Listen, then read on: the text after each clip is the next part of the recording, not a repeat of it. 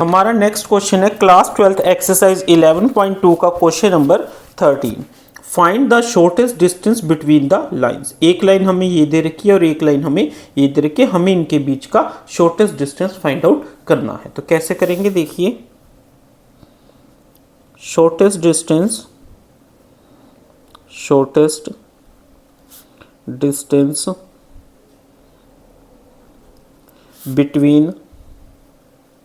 Between two lines is, क्या होती है टू लाइंस? अगर हमारे पास कोई दो लाइंस है और उसके बीच में हमें शॉर्टेस्ट डिस्टेंस फाइंड आउट करना है तो उसका फॉर्मूला क्या होता है? x2 minus x1, y2 minus y1, z2 minus z1। ठीक है, a1 b1 c1 e2 b2 c2। इस सारे का हम क्या लेंगे? एक डिटर्मिनेंट लेंगे और उस पूरे डिटर्मिनेंट को डिवाइड कर देंगे किससे?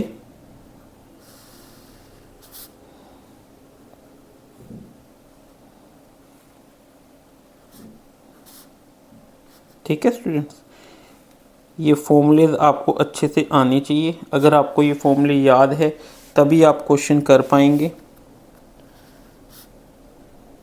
a1 b2 b1 c2, उसके बाद c1 a2।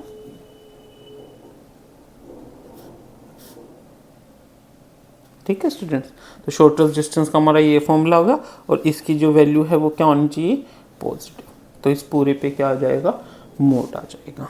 अब देखिए स्टूडेंट्स, अब इस पेपर पे तो ये सारा सोल्व करना थोड़ा मुश्किल है, तो मैं एक अलग से पेपर ले लेता हूँ रफ।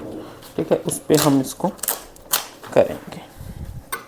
ठीक है, अब हमारे पास ये कब होता है? जब हमारे पास जो लाइन है वो कौन सी हो?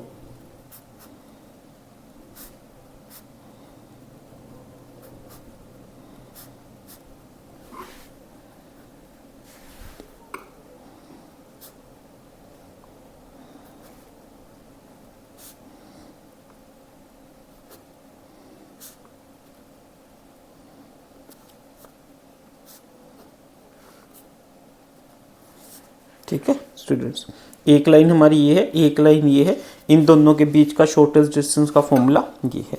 अब ये जो हमारी इक्वेशन है इसको हम गिवन इक्वेशन से कंपेयर करेंगे।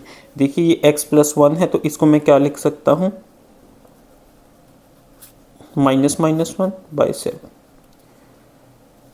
इसको y -1 लिख सकते हैं, इसको z -1/1। ठीक है, अब ये एंड, उसके बाद ये x -3/1, y -5/-2 एंड z -7/1। ठीक है स्टूडेंट्स, तो यहाँ से हमारे x1 y1 z1 a1 b1 c1 x2 y2 z2 a2 b2 c2 की वैल्यूज निकल गई। ठीक है, तो यहाँ से हम इसको मैं यहाँ पे लिख लेता हूँ। x1 कितना आया? -1। x2 कितना है? x1 के बाद y1। y1 कितना आया? -1। z1 कितना आया? -1।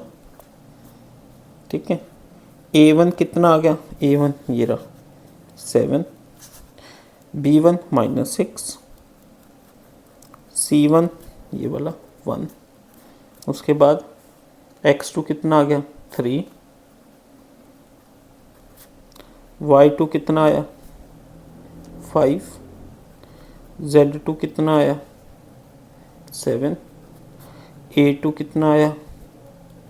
1, b2 कितना आया? ये वाला -2 और c2 कितना आया? ये वाला 1। ठीक है स्टूडेंट्स, हमें x1 y1 z1 a1 b1 c1 x2 y2 z2 a2 b2 c2 की वैल्यूज पता चल गई। अब हमें ये चीज़ें फाइंड आउट करनी है। कैसे करेंगे? सबसे पहले हम फाइंड आउट करेंगे a1 b2 minus a2 b1।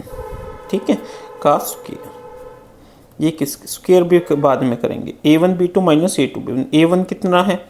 a1 है 7, b2 कितना है?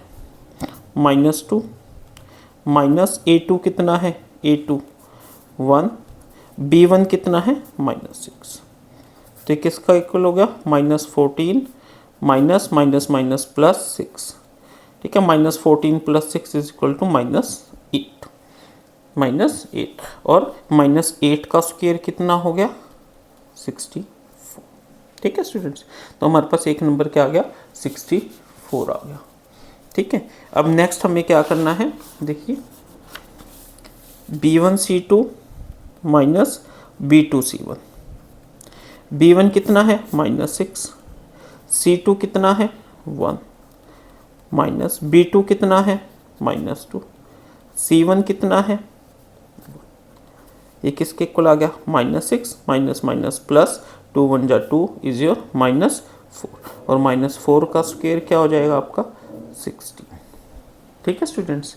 अगली टर्म क्या है हमारी C1A2 माइनस C2A1, C1 कितना है 1, A2 कितना है 1, माइनस C2 कितना है 1, A1 कितना है 7, तो ये कितना आ गया 1 माइनस 7 इज इक्वल टू -6, -6 का स्क्वायर इज योर 36,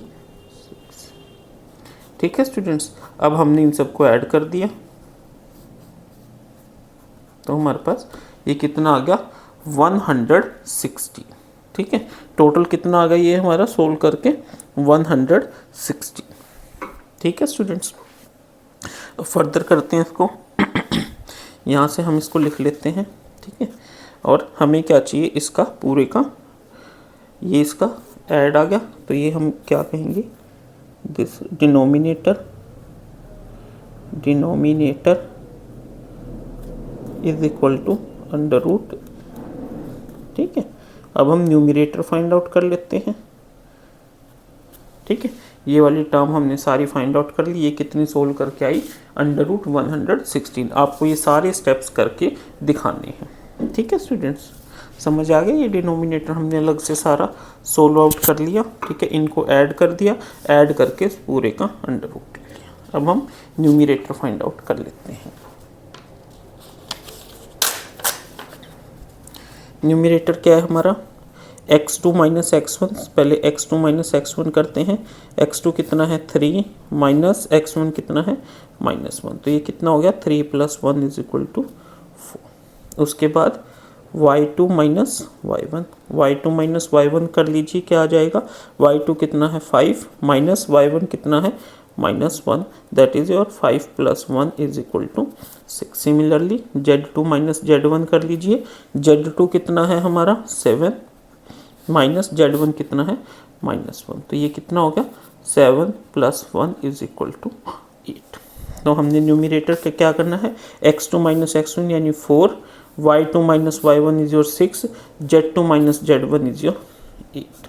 a1 कितना है 7, a2 कितना है, b1 कितना है -6, c1 1, और उसके बाद a2 1, b2 -2 और c2 1। इसका हमें क्या फाइंड आउट करना है डिटर्मिनेंट, ठीक है। कैसे करते हैं हम डिटर्मिनेंट फाइंड आउट, 4 ले लीजिए, तो क्या बचेगा -6 -2 1 1, उसके बाद माइनस का साइन, सेकंड टर्म छोड़ दीजिए 7 1 1 1 7 1 1 1, उसके बाद +8 ये छोड़ दीजिए 7 -6 1 -4, ठीक है स्टूडेंट्स। अब इसको सोल्व कीजिए, 1 × -6 -6 minus -2 × 1 -2 minus minus plus -6 × 7 -1 plus 8 × 7 × -2 -14 minus 1 × -6 -6 minus minus plus 4 × -4 minus 6 × 6 plus 8 × -8, ठीक कितना आ गया -16 -36 -64। सोल्व करके कितना आ गया 6 4 10 6 16 1 7 3 10 और 1 11, ये कितना आ गया -160, ठीक है स्टूडेंट्स। तो ये क्या आ गया हमारा न्यूमरेटर सोल्व करके हमारा कितना आ गया -160, ठीक है। तो शॉर्टेस्ट डिस्टेंस इज इक्वल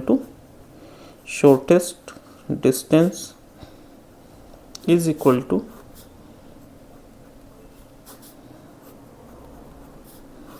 ठीक है। अब ये मोड है तो ये पॉजिटिव हो जाएगा, ठीक है। तो ये क्या हो जाएगा, ऊपर वाली टर्म को हम ऐसे लिख सकते हैं, ठीक है। Therefore the shortest distance is √106 units, ठीक है स्टूडेंट्स। मैंने ये थोड़ा सा यहाँ पे डायरेक्ट इसलिए कर दिया ताकि मेरे को सिर्फ एक ही पेज पे क्वेश्चन सोल्व करना था, बट जो भी स्टेप्स मैंने आपको ये सोल्व करके दिखाए और ये करके दिखाया वो सारे आपने अच्छे से फेयर कॉपी में या फिर आपकी जो भी आंसर शीट होगी उसमें करना है, ठीक है स्टूडेंट्स। Next question.